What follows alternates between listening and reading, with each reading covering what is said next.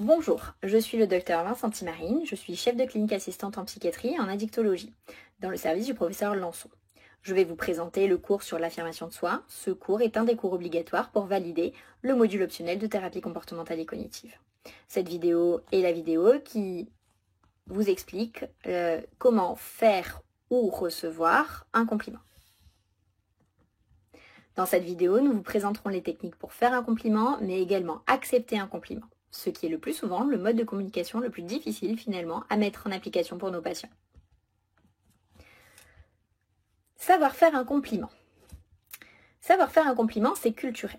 Les Français seraient plus avares de compliments, ils sont réputés pour en revanche être de bons râleurs et savoir faire des critiques. Encore faut-il qu'elles soient constructives, mais ce sera l'objet de notre 4e vidéo. Les échanges de messages positifs rendent les relations agréables, solides et profondes. Chercher les côtés les plus positifs des personnes qui nous entourent nous donnerait une vision plus positive. Il n'y a pas d'inadéquation entre la productivité et la chaleur humaine, bien au contraire. Pour faire un compliment, utilisez la méthode JEEP. Il y a les mêmes bases que pour faire une demande, mais il est plus raccourci. Il faut utiliser la première personne du singulier avec le « je », par exemple. Dans votre construction de phrases, exprimez vos émotions et enfin soyez précis. Un compliment franc et authentique vous permettra d'avoir un verbal, un non-verbal et un paraverbal qui sont en accord. Si toutes ces conditions sont réunies, votre compliment sera alors affirmé et la personne en face n'aura pas la sensation que vous essayez de la flatter. Un exemple, votre compagnon fait des efforts pour être ponctuel suite à une remarque de votre part, faites-lui un compliment. Comme par exemple, j'apprécie que tu fasses des efforts pour être ponctuel à nos rendez-vous.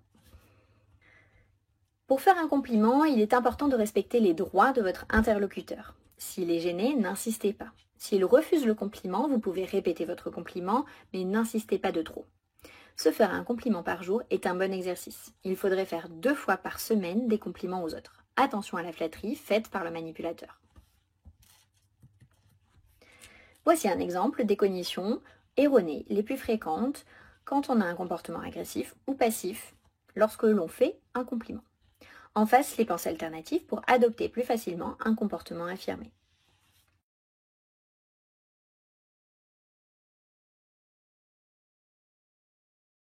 Accepter un compliment. Recevoir un compliment n'est pas toujours chose facile. Il faut toujours accepter les compliments. Ne jamais les refuser, car un compliment est une forme de cadeau que l'on vous fait. Toujours replacer le compliment dans son contexte. Attention aux flatteries qui sont réservées aux manipulateurs. L'affirmation de soi et l'estime de soi sont 2 notions différentes, mais qui sont en lien. Pour avoir une bonne estime de soi, il faut savoir être affirmé. Pour acquérir une bonne estime de soi, il est important de savoir accepter les compliments pour se donner une chance de s'en nourrir. Il est important également de savoir faire la différence entre une critique constructive ou non. Rejeter une critique non constructive préservera votre estime de soi. Il est donc possible de nourrir l'estime de soi par l'affirmation de soi. Il y a 4 bonnes raisons de ne plus recevoir de compliments. Ne pas y répondre. Le refuser en utilisant des réponses comme « ce n'est pas vrai »,« je ne trouve pas ». Cela équivaut à un retour du cadeau car il ne vous plaît pas. Les compliments sont des flatteries. Détournez le compliment. Ces 4 bonnes raisons vont faire en sorte que les personnes ne vont plus vous faire de compliments. Refuser un compliment revient donc à se dévaloriser. Cela inhibe les comportements de votre interlocuteur car il a un retour négatif de son compliment. Accepter un compliment est une forme de cadeau. Cela doit être naturel. C'est une balance équilibrée. Cela augmente votre humeur et fixe des perspectives positives. Pour exprimer un compliment, vous devez d'abord remercier la personne, puis exprimer vos émotions par votre joie ou votre gêne, puis votre opinion. Il est important de chasser ses préjugés car refuser, détourner, ne pas répondre ou le considérer comme une flatterie ne correspond pas à une attitude affirmée. En effet, même si vous n'êtes pas d'accord avec le compliment, votre interlocuteur a le droit de le penser et de vous l'exprimer. Il est donc très important de le remercier. Respecter les droits et les désirs de l'autre ne doit pas dominer les vôtres. Cela peut correspondre à une attitude agressive. En remerciant, vous acceptez les droits et les désirs des autres. Pour ne pas bafouer vos droits, si vous êtes en désaccord, vous pouvez donc exprimer votre gêne ou votre désaccord. Voici un exemple des cognitions erronées les plus fréquentes quand on a un comportement agressif ou passif. En face, les pensées alternatives pour adopter plus facilement un comportement affirmé.